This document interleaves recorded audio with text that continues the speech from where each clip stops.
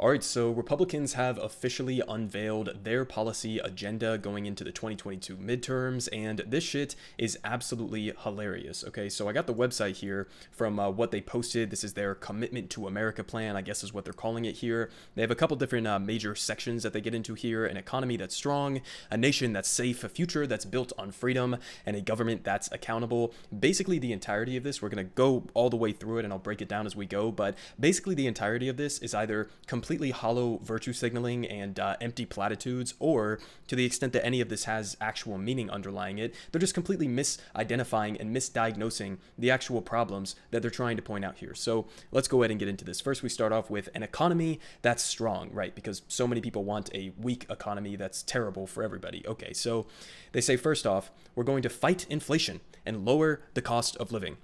They say everyone knew that wasteful Washington spending would spur inflation. Okay, first sentence here, already completely inaccurate. Okay, every reputable source on this has said, I mean, you can go and look at the breakdowns. David Dayen did a great one, but you can basically go look at the breakdowns and see that the overwhelming majority of inflation has been driven by two major factors, right? You have the supply chain breakdowns due to COVID and the beginning of the pandemic, right? So you had supply chain breakdowns. Now, a lot of that you could blame the last 40 or so years since the Reagan administration of neoliberal economic policies that conservatives have been supporting over the last number of decades that have basically hollowed out the American manufacturing base that we had here in this country and shipped a lot of those jobs overseas to China to give us such an unsecure supply chain. So that's number one. It has been your policy agenda, the conservative policy agenda that has been aided and abetted and pushed by liberals as well, that has been leading to the supply chain breakdowns. That's factor number one that has been driving inflation. Factor number two has been just straight up corporate price gouging. It's corporations who are making record profits right now,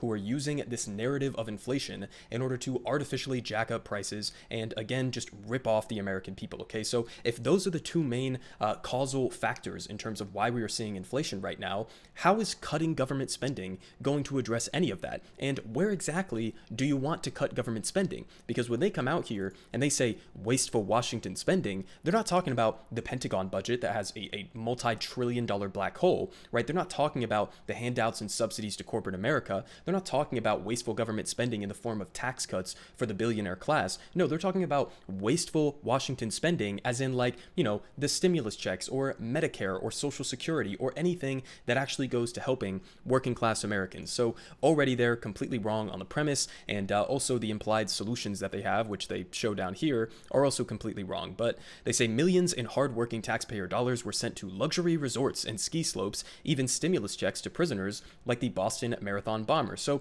a little bit of scare tactics here, right? Nothing to be surprised at. Number one, I think if anybody is going to get stimulus checks, I definitely think that people who are in prison right now, who are getting price gouged for their basic necessities within our private for-profit prison industrial complex, they should probably deserve some stimulus checks and some relief throughout the pandemic. So of course they're going to use scare tactics on that. But in terms of the luxury resorts and the ski slopes, I'm guessing that they're referring to the early stages of the bailout money that went into the beginning of the pandemic. You all supported that. You supported the bailout packages that were under Donald Trump, which disproportionately helped the richest people in the country. So what exactly are you referring to there? But they say, yet after more than a year of crushing inflation, Democrats still have no plan to solve it. Americans can't afford Democrats' policies, but we are certainly all paying for it. So I would disagree that Democrats don't have any plan to solve it. I would say they don't go far enough, but even something like Build Back Better, right?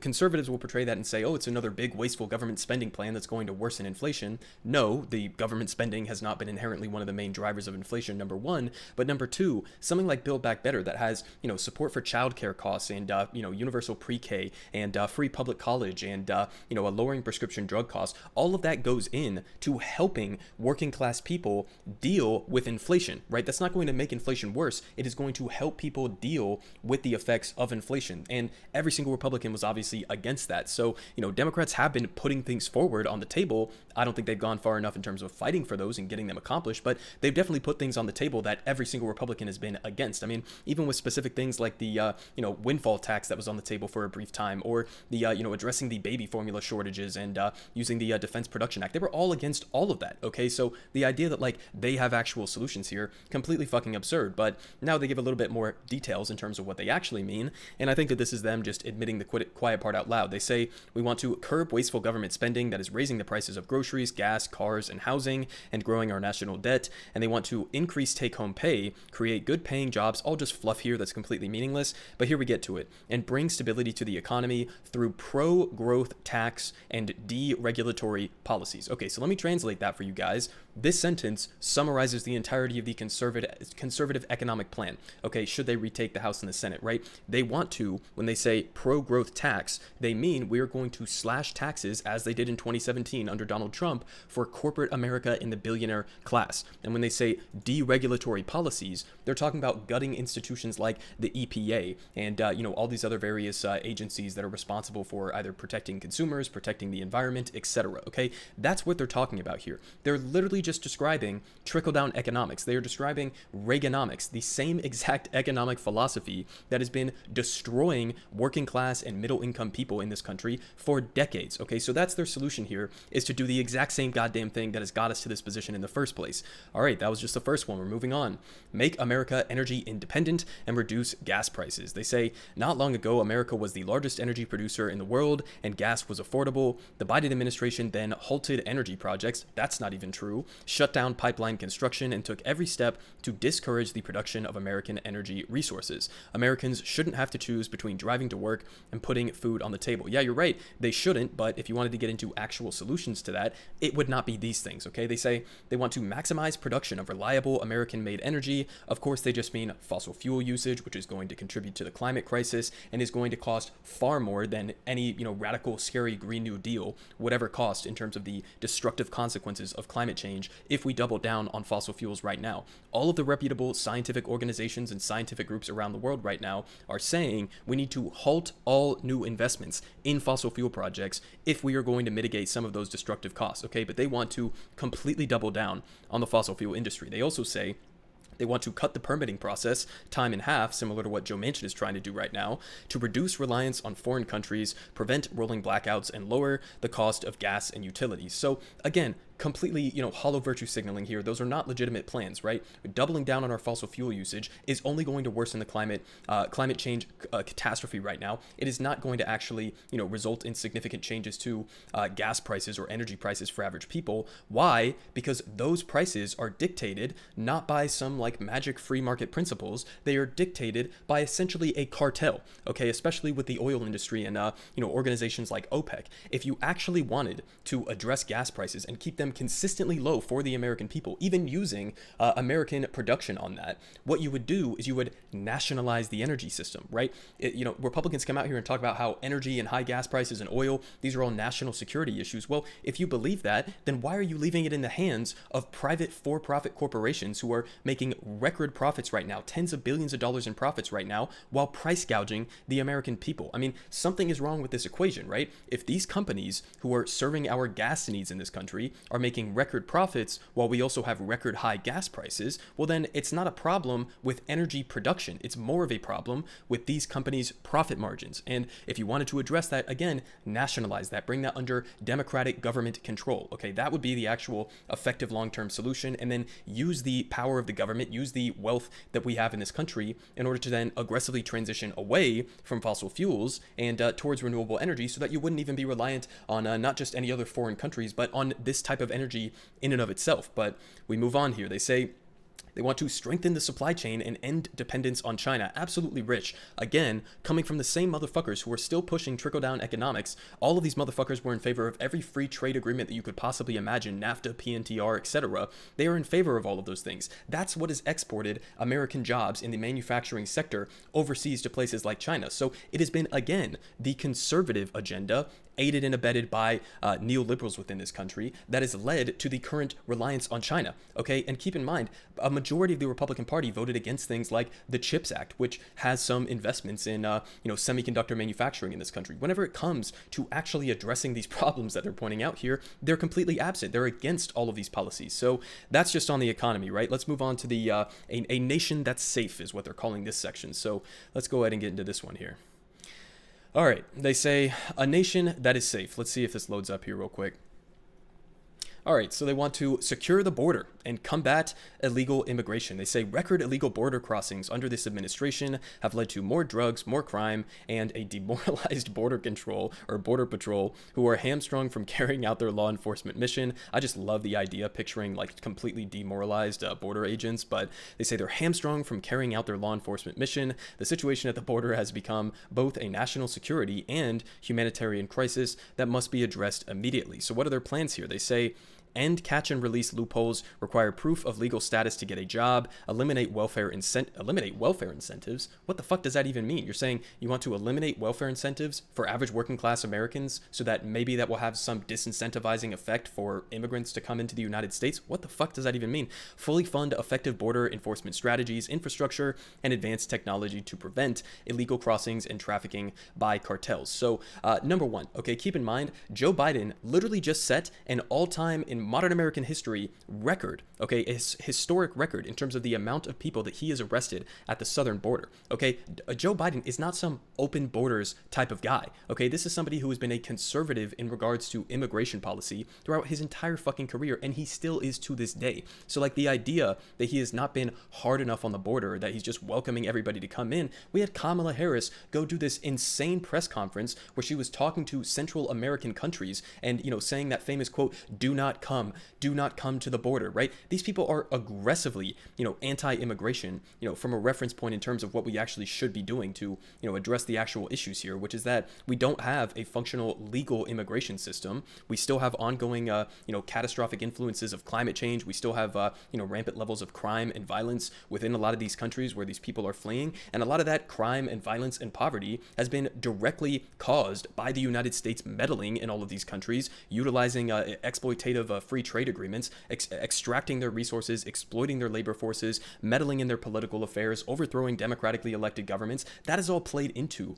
the current situation that we have right now, as well as the ongoing drug war, which these motherfuckers want to double down on, not just here domestically, but we also have people like Matt Gaetz coming out and saying we should bomb the cartels in Mexico. Okay, ending the drug war and, you know, decriminalizing all of these drugs across the board, legalizing some like marijuana, that would do way more to disempower the cartels than continuing this as if it's like an actual literal war that we need to be engaging in. They continue down here, okay?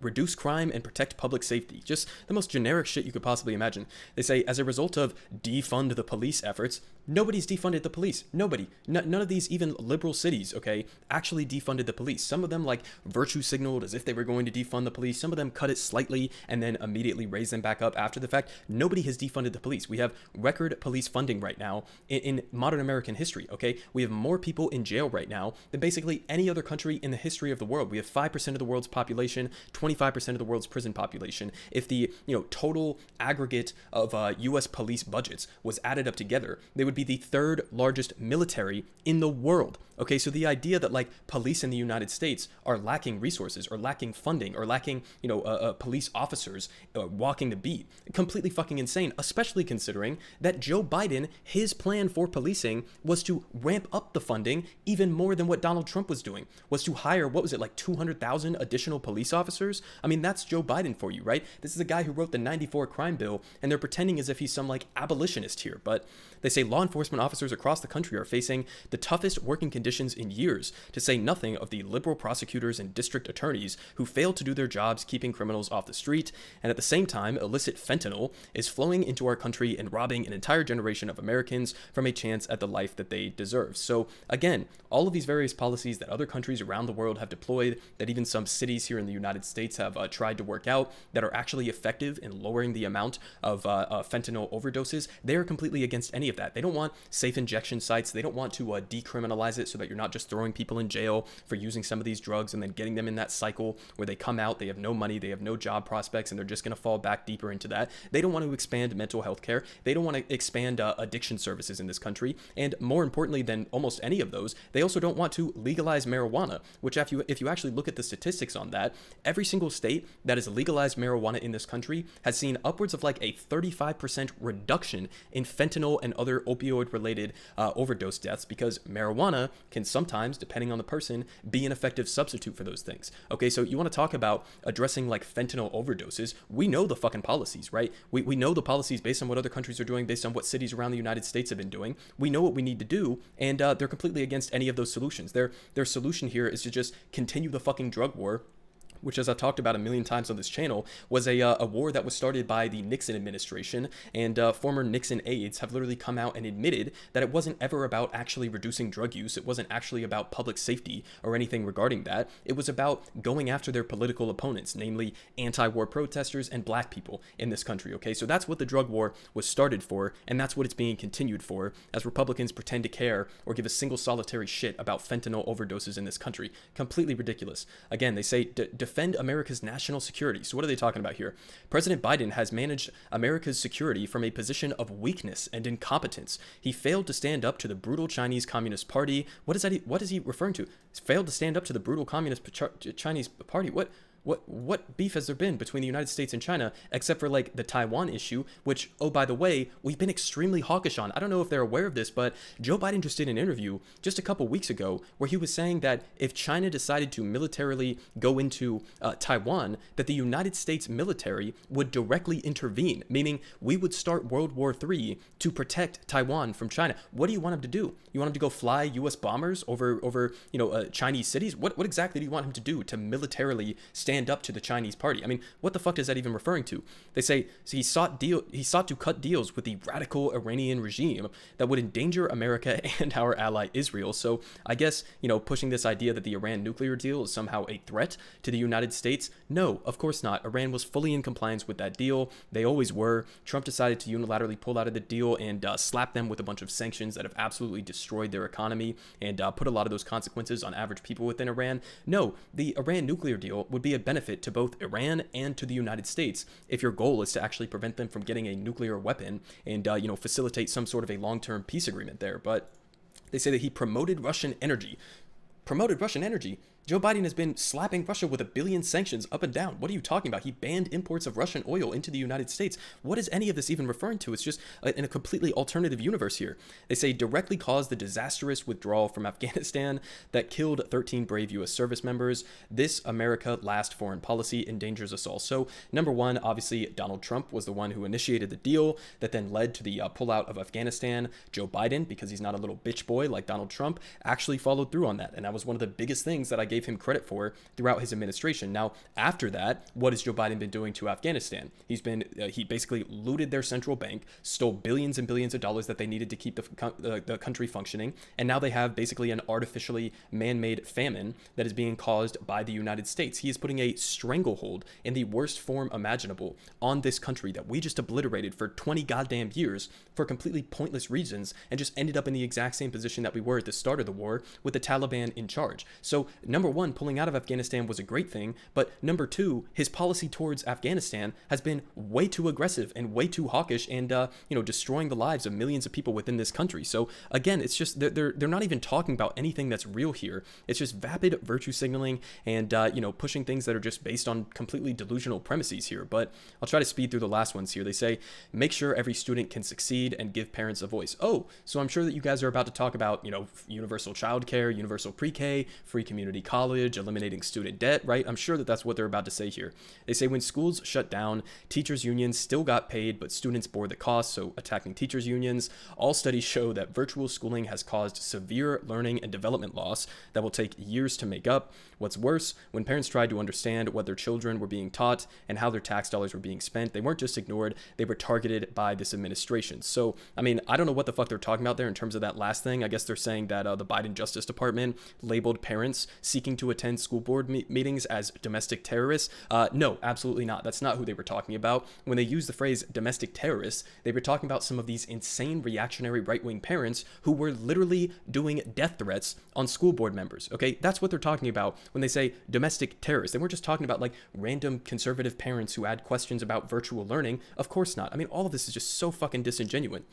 They say achieve longer, healthier lives for Americans. Okay, so you're about to point out how we need universal health care and, an implementation of Medicare for all and expanding addiction services, expanding mental health care, right? No, they say America is home to the best medical care in the world thanks to talented doctors and innovative treatments, but Democrats are determined to squander all these advantages by imposing a top-down, one-size-fits-all government approach from Washington that will only lead to rationed care and worse services. So, number one, we already have by far the most expensive healthcare system in the world, and it's not even close. So in terms of like, how are you going to pay for it? That narrative we hear from Republicans and Democrats alike in regards to Medicare for all. Medicare for all is significantly cheaper than our current system. And it's not a one size fits all in terms of the healthcare that you would be getting. It's one size fits all in terms of the health insurance that you would be getting. And you wouldn't have the same limitations that a lot of these health insurance companies put on people, where they say, you can't go to this doctor, you can't go to this hospital. Sorry, we're not covering this specific disease or illness or whatever it may be, or we're not covering this prescription drug that you need to save your life. You wouldn't have those limitations. Medicare for all is a much more free system where you would have universal healthcare for everybody that across the board that's free at the point of service, and it would cost less in the aggregate. So, I mean, what the fuck are they talking about here? And again, talking about that Medicare for all or universal healthcare would lead to rationing care. We already ration care. We just ration it based on how much money you have in your wallet instead of rationing it based on what you actually need in terms of your healthcare situation. But again, just completely disingenuous here. They say, confront big tech and demand fairness. The age of social media promised to connect us with new people and ideas. Instead, big tech has tipped the scales to silence and censor those with conservative viewpoints. No, they've been silencing people on the left as well. Okay, this is not something that is specifically targeted at conservatives. And especially if you look at, a company like Facebook, there are many different arguments to be made in terms of them enabling a lot of conservatives and bolstering a lot of these high-profile conservatives, their accounts, basically. So, no, they're not silencing conservatives. They're not biased against them. Completely fucking ridiculous. And again, my position on this has always been that we should treat these as public utilities, right? We should apply like First Amendment standards, and I'm not completely opposed to terms of service agreements, right? If you look at some of these social media outlets that have been created as alternatives and they don't have any of these standards in place, they basically just devolve into like Nazi hellscapes where you have a bunch of people talking about like a CP and other like violent, terrible things. So I mean, I don't see the argument that they're putting forward or the solution that they're putting forward here that would be effective in any way, shape, or form. But they say that about big tech. I guess we got one more section here, a government that's accountable. Absolutely amazing. Coming from the Republican Party, right? Government accountability, a party that is completely beholden and accountable to corporate America and the billionaire class.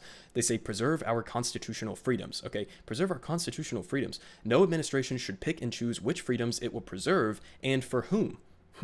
This coming from the same party that still basically unanimously opposes legalizing marijuana, the same party that wants to have a federal ban on abortion, or at least in their various conservative states have bans on abortion and completely restrict the freedom of women to have any bodily control over their own bodies, the same party that overwhelmingly a majority of them voted against a right to contraceptives like birth control and condoms as well. These people don't believe in freedom. I mean, go look at the recent book bannings that we've been seeing across the country. It's all conservative states that are leading that charge. States like Texas, states like Florida, they are all banning books right now. They're restricting what teachers are able to say about themselves and how they identify. I mean, there's nothing about the conservative agenda that is pro-freedom in any way, shape, or form. They basically want capitalists to have complete dominant control over every aspect of your life. But they say this represents a government totally out of touch with the values on which our country was founded. It's time that we remember that all men and women are created equal and endowed with God-given rights to liberty, or life, liberty, and the pursuit of happiness. So that end part is just complete virtue signaling, right?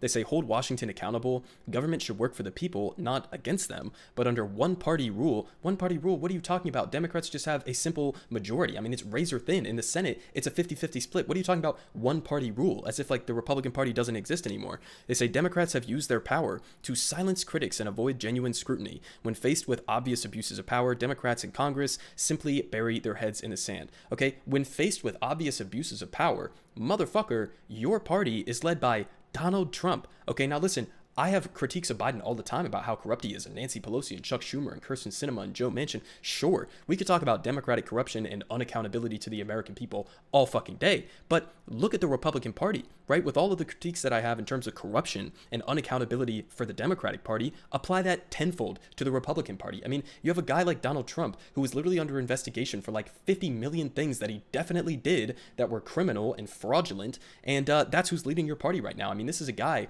who takes billions of dollars with his family through from Saudi Arabia, and then turns around and tries to shuffle nuclear secrets to them, and turns around and gives them, multi-billion-dollar weapons contracts. I mean, this guy is the most corrupt president we've ever had in American history. There's never been accountability for him. There's never accountability for any other Republicans who engage in corruption on a regular basis. So the idea that they're going to be the ones to hold Washington accountable, motherfucker, you guys are the biggest donors of corporate America money, of billionaire donations. I mean, that's your whole shtick here. I mean, is empowering the billionaire class and the capitalist class to have more control over our legislative agenda.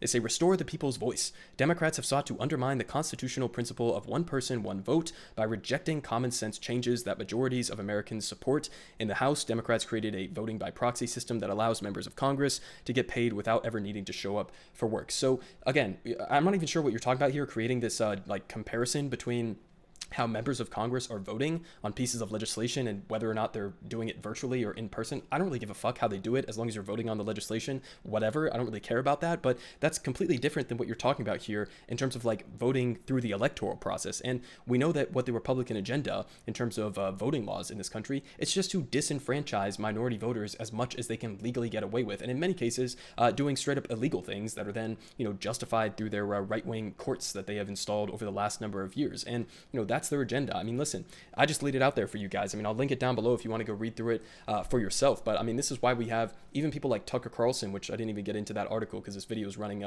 long as fuck right now. But I mean, even people on Fox News and Tucker Carlson were coming out and criticizing this plan and saying this is completely hollow. It has no actual underlying meaning to it. It's ridiculous. And, this is what Republicans are trying to feed to the American people heading into the midterms. I mean, they have no legitimate proposals that would actually fix the issues that people are facing right now. And everything that they're doing is trying to do basically fear-mongering tactics, stigmatize and, go after a lot of marginalized people in this country, with LGBTQ people and, minorities in this country and immigrants in this country. They have no actual agenda other than just pushing endless militarism, endless police budgets, and trickle-down economics, and all of these failed policies that have been destroying this country for decades. Everyone is saying good politic guy has the best politics.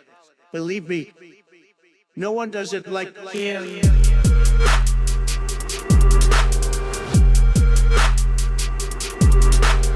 Believe me, everyone is saying